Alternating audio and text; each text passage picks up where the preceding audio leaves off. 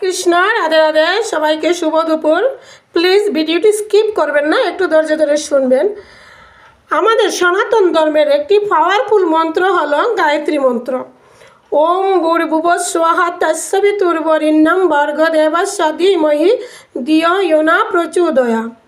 আমার মনে হয় এই মন্ত্রটি প্রত্যেক সনাতনীদেরই জেনে রাখা খুবই দরকার।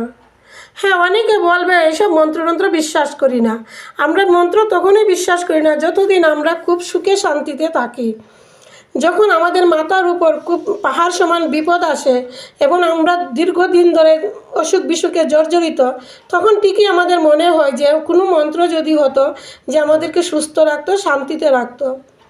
তাই যখন আমরা সুস্থ থাকি তখন থেকে এইসব মন্ত্র জপ করলে ঘরে কি হয়, নেগেটিভ ঊর্জা আসে না, পজিটিভিটি থাকে, মন শান্ত থাকে, মস্তিষ্ক ভালো থাকে।